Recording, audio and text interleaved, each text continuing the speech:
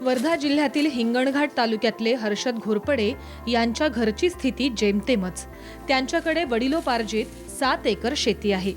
जमीन तशी खडकाळच, त्यातून फारसं उत्पादन मिळत नव्हतं। जमीन खडकाळ असल्यानं वडिलांनी शेतीकडे दुर्लक्ष केलं। लहानपणापासून हर्षद शेतीची कामं करत शिक्षण घेत असत। शेती करत असतानाच त्यांचा यवतमाळ जिल्ह्यातल्या राळेगाव तालुक्यातल्या दहेगावच्या विनोद कळसकरांचा परिचय झाला। कळसकरांच्या मार्गदर्शनाखाली त्यांचे शेतीत विविध प्रयोग सुरू झाले। पाणी नसल्यानं उत्पादन जास्त होत नसल्याचं लक्षात आल्यानंतर हर्षद यांनी जवाहर योजनेअंतर्गत विहीर घेतली। विहिरीला पाणीही चांगलं लागलं। शेती करत BA पर्यंतचं शिक्षणही पूर्ण केलं। शिक्षण संपल्यानंतर त्यांनी शेतीवर लक्ष केंद्रित केलं आणि आपल्या खडकाळ जमिनीवर नंदनवन फुलवण्याचा निश्चय केला। पाण्याची सोय असल्यानं त्यांनी यावर्षी 6 जूनला 3.5 एकरात BT कापूस लागवड करायचा निर्णय घेतला। शिक्षणाचा कुठेतरी चांगला उपयोग व्हावा या दृष्टिकोनातून जसं नेटवर वगैरे मी अनेक वेळा सर्च करून बघितलं की इस्रायल देशातली शेती कशी आहे। आपल्या देशाच्या तुलनेत आपल्या इथे 75% शेती असूनही आपल्या तुलनेत त्यांची फार कमी शेती आहे, तरी इतकं मोठं शेतीच्या भरोश्यावर प्रगत राष्ट्र ते आहे। आणि आज आपल्या देशाची परिस्थिती, विदर्भातल्या युवकाची परिस्थिती सुशिक्षित बेरोजगार असून शेती करण्यासाठी कुणी तयार नाही। मी स्वतःच्या मनावर असा निर्णय घेतला की आपण सुद्धा सक्षम शेतकरी बनावं आणि सर्वाधिक विक्रमी उत्पन्न घेऊन एक नाव करावं, म्हणून मी हे कपाशीचं पीक 7 जूनला लावलेलं आहे। सरीवरंबा पद्धतीनं कापसाची लागवड करण्यात आली। त्यासाठी 5 फुटांच्या सरीमध्ये रोपांची लागवड करण्यात आली। 2 रोपांमध्ये 1.5 फूट अंतर ठेवण्यात आलं।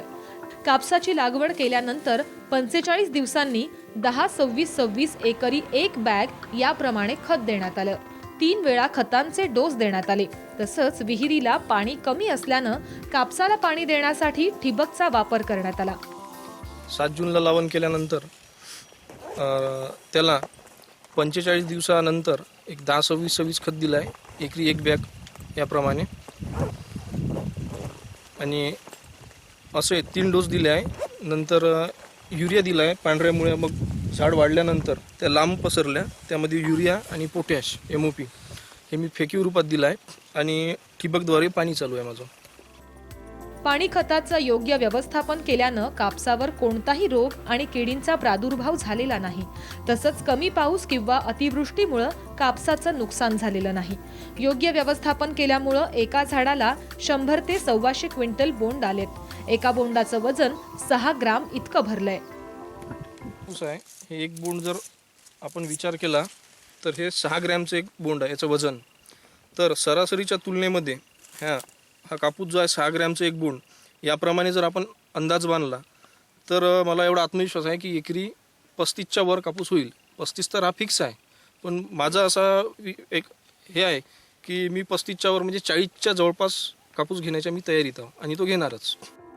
हर्षद यांनी कापसाची पहिली वेचणी केली आहे। पहिल्या वेचणीत त्यांना 20 ते 22 क्विंटल कापूस निघालाय। पुन्हा तोडा केल्यानंतर 20 क्विंटल उत्पादन अपेक्षित आहे। एकरी 40 क्विंटल पर्यंत कापसाचं उत्पादन त्यांना मिळणार आहे। आताच या कापसाची पहिली वेचणी झाली आहे। सीतादेवी म्हणतात आमच्याकडे ग्रामीण भाषेत। तर अंदाजे 20-22 क्विंटल कापूस निघालेला आहे आणि आता हल्ली जवळपास 100-125-150 असे सरासरीमध्ये 100 असे बोंड झाडाला उपलब्ध आहे। आणि कापूस जर आज डबल जर आपण काढणी करतो म्हटलं तर पुन्हा 20 ते 25 क्विंटल कापूस पुन्हा निघण्याचा अंदाज आहे। आणि जर बघितलं आपण तर हा रिफ्रेश पुन्हा झाड घेत आहे, म्हणजे इतके बोंड फुटल्यानंतर पुन्हा इतकेच बोंड लागणार हे गॅरंटी आहे।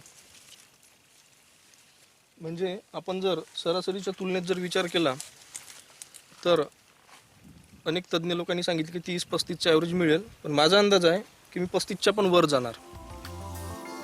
शेतातील कपाशीची उंची आणि झाडावर असणाऱ्या बोंडाची संख्या पाहून परिसरातले शेतकरीही हर्षद यांच्या शेतात भेट देत आहेत। व्यवस्थापन या पद्धतीत केलं आहे, त्या व्यवस्थापनानुसार त्यांच्या या खडकाळ जमिनीवर फार मोठी आज कपाशी चांगल्या तऱ्हेने उपलब्ध आहे आणि कमीत कमी 125 बोंड इन अँड ॲव्हरेजमध्ये या झाडावर उपलब्ध आहे आणि त्या बोंडाचं वजन सरासरीमध्ये 6 ग्रॅम आहे।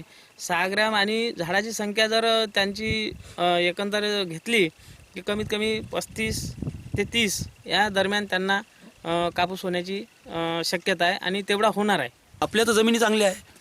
आपण सुद्धा आता या रोजगाराच्या माध्यमात इकडे तिकडे भटकत राहण्यापेक्षा शेती, पारंपरिक शेती, जो आपला भारत देश कृषीप्रधान आहे आणि मूळ शेती हा व्यवसाय आपल्या भारत देशाचा आहे, आर्थिक उत्पन्न हे भारत देशाचं आहे, तर आपण सुद्धा शेतीकडे वळलं पाहिजे आणि शेतीच्या माध्यमातून आपण सुद्धा प्रगती केली पाहिजे असं आम्हा तरुणांना आता वाटायला लागलं आहे. हर्षल भाऊ म्हणजे आपला हिनाचा यावर्षी म्हणजे या गोट्यावर पीक म्हणजे पांढरं बोंड दाखवत आहे आम्हाला, पण चांगलं समजत आम्ही.